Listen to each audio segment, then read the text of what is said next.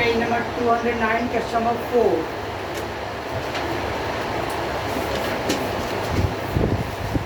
From the following details, prepare the bank reconciliation statement as on 31st December 2018.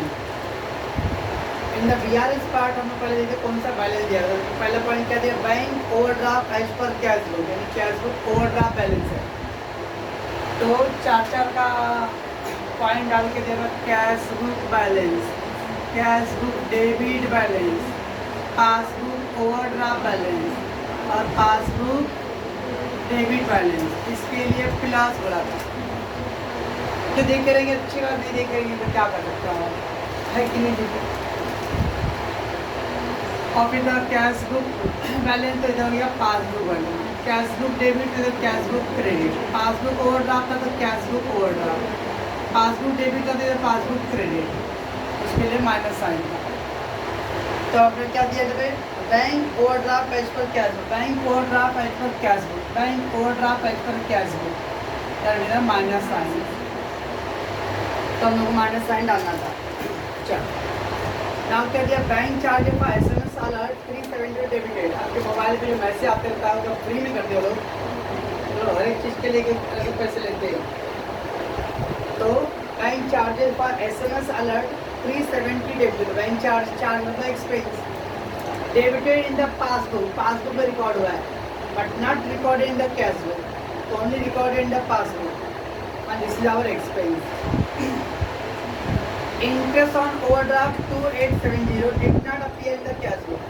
हमारा overdraft पे interest है लेकिन वो कैश बुक में अपीयर नहीं हो रहा है, अपीयर नहीं होना तो शो नहीं हो रहा है, शो नहीं हो रहा तो लिखा ही नहीं तो कितना इसका, तो कहाँ पे लिखा रहेगा, पासबुक पे लिखा रहेगा। और इंटरेस्ट ऑन ओवरड्राफ्ट है, ओवरड्राफ्ट मतलब लाइबिलिटी, बैंक ओवरड्राफ्ट, तो उस पर इंटरेस्ट मेरे एक्सपेंस है। इंटरेस्ट और इन्वेस्टमेंट तो अपने लिए इनकम होता है। A bill approved 12th discounted with the bank appear in the cash book at the full amount, but bank has deducted 200 is a discounting charge. अब बोल रहा है क्या, बिल डिस्काउंट हुआ है with the bank appear in the cash book full amount।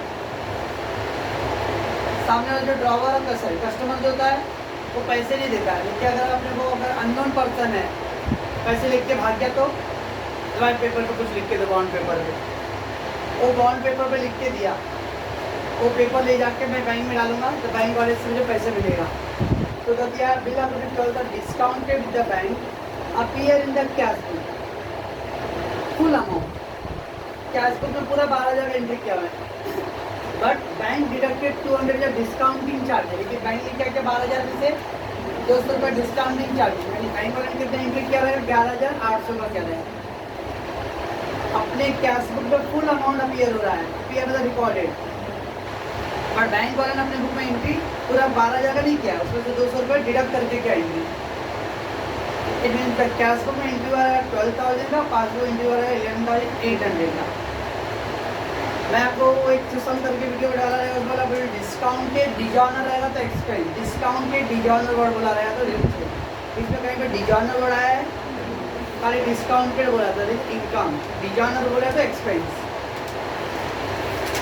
Then cheque issue but not presented for payment, cheque issue सामने वाली party को मैंने चेक दिया, तो पार्टी को चेक दिया तो मैं तो अपने बुक में एंट्री कर दूंगा, मैंने ये पार्टी को पेमेंट किया, मेरे को तो लगे मेरा पेमेंट गया, लेकिन वो पार्टी कुंभकर्ण का भतीजा था, ओके ना,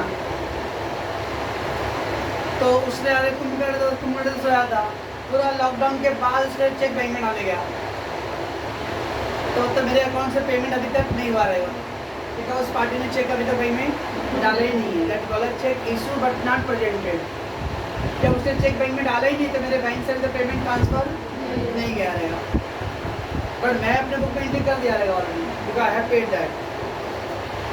इशूड म्हणजे expense, cheque amount will be 24,000 discounted into bank, check amount of 24,000, sorry, deposited into bank, but only check 8,000 collected by bank before 31 December। अब चेक डिपॉजिट किया हम लोगों ने 24,000 का, तो डिपॉजिट क्या होता है, इनकम। तो किसी पार्टी ने मेरे को चेक दिया रहेगा, मैं बैंक में जाकर डिपॉजिट करता हूँ, तो मैं अपने बुक में एंट्री किया है 24,000 का चेक मैंने अपने बुक में डिपॉजिट किया है, लेकिन चेक में आज डिपॉजिट किया, अभी कल बैंक बंद है, 14 को भी बैंक बंद है, आई थिंक 15 को शायद बंद है, तो उसके बाद 3 दिन तो बंद है, फिर 16, 17, फिर 17 को सेकेंड फ्राइडे जो पड़ जाएगा तो सैटरडे तो भी बंद रहेगा। इसका डायरेक्टली ट्यूसडे को जाके मेरा चेक क्लियर रहेगा। इनमें आज 13 तो अगले 20 तारीख 21 तारीख को मेरे अकाउंट में जाएगा पैसा। तो मेरे बुक में एंट्री आज के डेट को रहेगा क्योंकि मैंने आज डिपॉजिट किया। बट बैंक और एंट्री कभी करें जब क्लियर रहेगा चेक तो क्या वर्ड बोल रहा है, but the only cheque 8,000 well collected, लेकिन बैंक ने अभी तक कलेक्शन किया मतलब क्लियर किया कितना 8,000 का। सारे चेक क्लियर अभी तक नहीं हुए, तो बैंक कितने का एंट्री पास करेगा, ओनली 8,000 का, जितना उसके अकाउंट में क्लियर हुआ रहेगा क्या खोपड़ी में। तो चेक डिपॉजिट करने के बाद अगर आज हम लोग मॉर्निंग में 10 बजे, आप मॉर्निंग 10 बजे से पहले आप चेक डालते डिपॉजिट करते हो, तो अगले दिन 12 बजे के बाद आपका चेक क्लियर हो जाएगा। पापा बोल के कह रहे हैं बेटा चेक डाल के आना बैंक में, और अपन तो भाई छोए थे उठे नहीं तो एकदम मस्त में परफ्यूम पे मारने के चक्कर में लग गए, सेल्फी लेते लेते पहुंचे वहाँ पे 12 बजे। अब 12 बजे डाले चेक तो कोई मतलब नहीं, आज के डेट वो चेक क्लियर होने जाएगा नहीं, अब वो चेक कल के डेट से जाएगा चेक क्लियर होने के लिए। इसका मतलब वो परसों तक अपने अकाउंट में जाएगा। तो अगर सेम डेट पे 10 बजे मॉर्निंग टाइम से पहले डालते हैं तो उस दिन ही चेक ज़्यादा क्लियर कर देंगे, और अगले दिन 12 बजे के अराउंड तक चेक क्लियर हो जाएगा normally. That is given. Paid stationery bill 11,000 payment by debit card. Stationery का पेमेंट किया आपने तो पेमेंट का एक्सपेंस पेमेंट डेबिट कार्ड से किया। It was not recording the cash book record नहीं होता, कहाँ रिकॉर्ड हो रहेगा, पासबुक हो रहेगा, डेबिट कार्ड से पेमेंट हुआ है। अब हम लोग को इन्फॉर्मेशन दिया है बैंक ओवरड्राफ्ट है जब कैश बुक का इन्फॉर्मेशन है, तो अपना लास्ट का आंसर जाएगा वो पासबुक का आएगा। पासबुक से स्टार्ट करिएगा तो आंसर कैश बुक का आएगा। उसके नीचे वाला जो बटन है तो इसको तीसरा नीचे एकदम। चलिए हम लोग first books of not given anyone. Bank reconciliation statement as on 31 December 2018। Particular rupees क्या दिया था, bank overdraft as per cash book, bank overdraft as per cash book. So it is 48,450 rupees. इसके बेस पे we have to put the sign bank overdraft as per cash book है, तो cash book पे minus, once you get that sign इसका opposite the plus minus, cross sign, ऊपर expense नीचे income. Let's take second point, bank charges for expense अलग, bank charges expense है, bank charges shortcut में खाली ब्रीफली लिखो यहाँ पे, bank charges 370 debited in the passbook, debited in the passbook, खाली पासबुक में रिकॉर्ड हुआ है, not record in the cash book. 0 and 370 इसका बीच का डिफरेंस है 370, और 370 का साइन है प्लस। ये वो लोग के लिए जो लोगों ने वीडियो देखा रहेगा वो लोग के लिए, हाँ, बाकी लोग दिमाग पे प्रेशर न डालें। जो लोगों ने 2 वीडियो देखा रहेगा वो सिंसियरली वो लोग के लिए कुछ है, बाकी लोग अगर अचानक देखेंगे ना तो उनको तीसरा अटैक आएगा, तो प्लीज़ जो लोग ना देखें।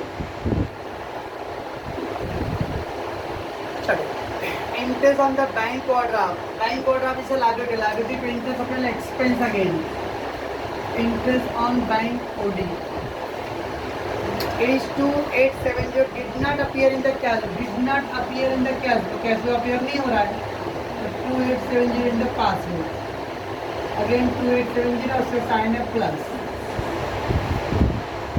अब bill of rupees 12 discounted with the bank in the cash book, full amount appear. Bill discount और डिजॉनर नहीं दिया, it is income, bill discounted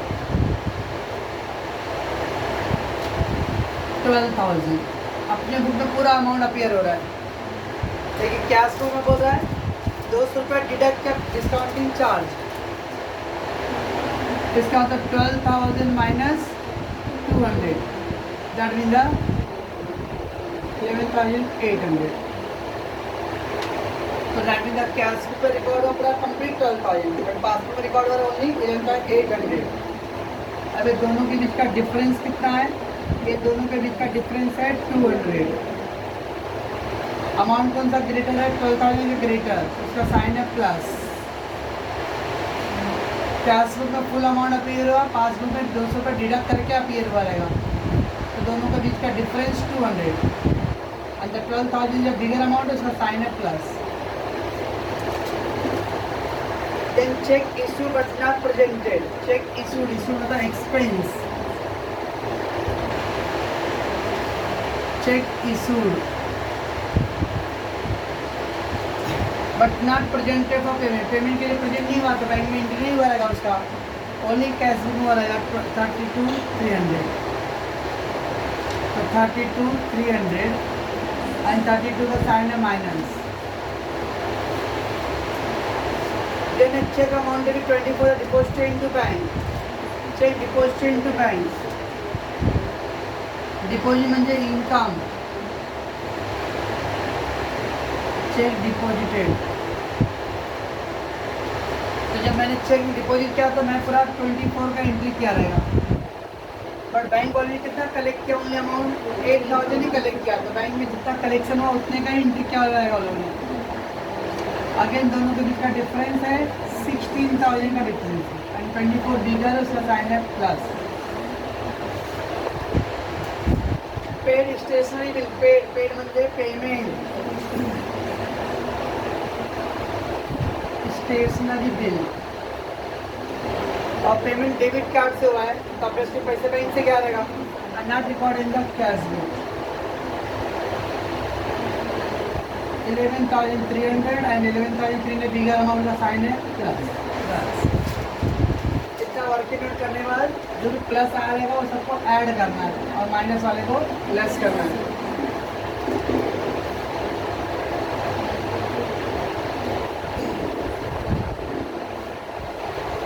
add हो बैंक चार्जेस का. अब क्या दिया? Bank charge only recorded in cash book लिख सकते हो और not recorded in the cash book. Bank charge only recorded in the इसमें रिकॉर्ड है ना, only recorded in the passbook. तुम लोगों ने bank charge not recorded in the cash book. और वो भी नहीं समझता होता दिया बैंक चार्जेस कैसे मसला debited in the passbook and not recorded in the cash book. Bank charges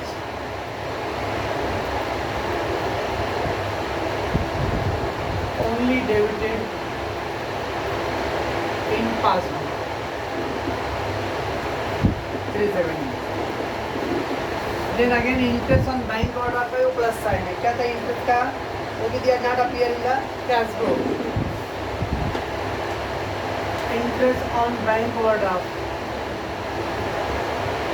not appear in cash book. 2870. Then stationery payment. This is not important to put into the sequence. तो sequence में डालना है, ऐसा कोई जरूरी नहीं है. Stationery bill.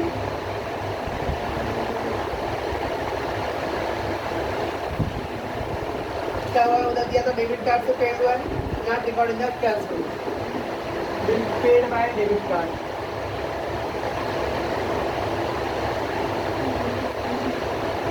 And not recorded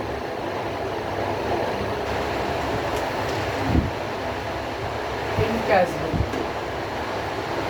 This is 11,300. Then the bill discounted. Record तो दोनों में हुआ है बट उसके अंदर बैंक वाले में क्या हुआ? पास बैंक उसका तो चार्ज दिया था ना कुछ. क्या वर्डिंग दिया था? डिस्काउंटेड एंड उधर दिया discounting charges.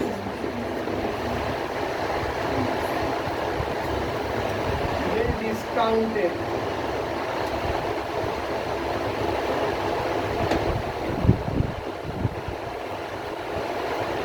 recorded but discounting charge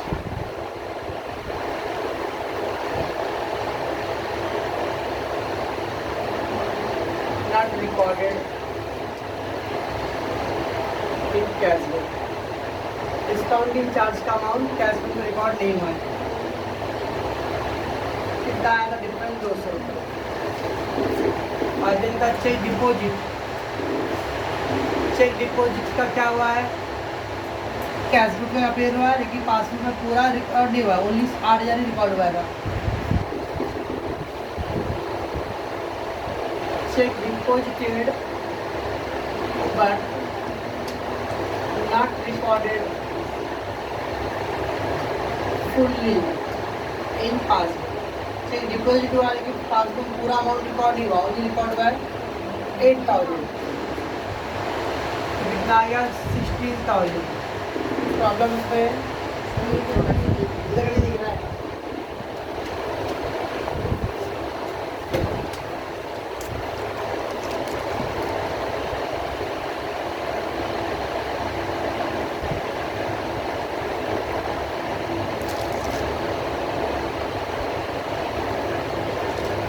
चलो ये तो सब हो गया ऐड का। क्या माइनस पर इसको ऐड नहीं करूँ क्या?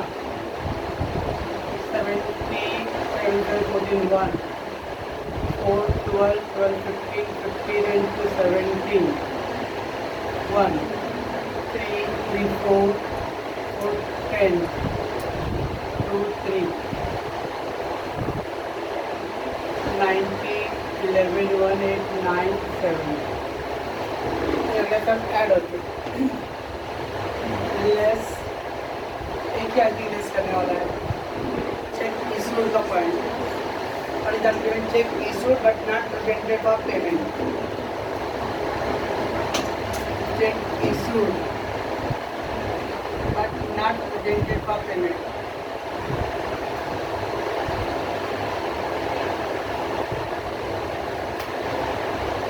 बस एक क्या अमाउंट होता है? आउट ऑफ लिखो 32, 300। 90, 11 minus 3, 8, 8 minus 2, 6, प्लस में आया। मैंने आपको बोला था अगर कैश बुक से स्टार्ट करते हैं और इधर कहीं माइनस में आ गया तो ओवरड्राफ्ट आएगा। उधर आ गया क्योंकि तो यहाँ पे ओवरड्राफ्ट से स्टार्ट आपने पहले से किया है, ओवरड्राफ्ट ऑफ कैश बुक, और ये भी प्लस में आ रहा है। प्लस में आया तो उधर पे जो वर्डिंग रहेगा यहाँ पे भी वही वर्डिंग रहेगा। अभी इधर पे bank overdraft as per cash book है और ये प्लस में आंसर है। ये भी लिखेंगे हम bank overdraft as per passbook. Plus में आता है ना कोई चेंज नहीं करेंगे, जो ऊपर वर्डिंग है वही वर्डिंग रहेगा। और अगर ये माइनस में आता था तो ऊपर ओवरड्राफ्ट है, तो इधर पे ओवरड्राफ्ट नहीं लिखेंगे। ऊपर कैश बुक से स्टार्ट किया आपने और नीचे प्लस में आते हैं पासबुक में। ऊपर आपने कैश बुक से स्टार्ट किया और ये माइनस में आ गया तो फिर ये ओवरड्राफ्ट है। ऊपर आपने ओवरड्राफ्ट से स्टार्ट किया और आंसर प्लस में आते, ये भी ओवरड्राफ्ट ही रहेगा। ऊपर ओवरड्राफ्ट से स्टार्ट किया और अगर ये माइनस में आते फिर इसमें ओवरड्राफ्ट नहीं आएगा। ओवरड्राफ्ट का वर्ड अपोजिट करना है।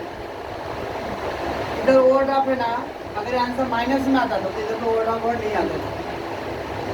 उधर ओवरड्राफ्ट आ रहा है और ये आंसर प्लस में आ रहा है, ये भी क्या आएगा? ओवरड्राफ्ट पॉइंट रहेगा। अगर यहाँ पे ओवरड्राफ्ट नहीं रहता तो ये क्या है? बैलेंस एज पर मतलब कैश बुक है तो ये होता बैलेंस एज पर पासबुक। और माइनस में आ जाता था तो फिर ओवरड्राफ्ट होता था, तो overdraft as per passbook. Overdraft का वर्डिंग को चेंज करना है। इधर कैश बुक से स्टार्ट हुआ तो this will be the passbook balance. और ये bank overdraft as per cash book और आंसर प्लस में आ रहा है, मैं लिखूँगा bank overdraft as per cash book का डेट पास। पॉज कर दीजिए।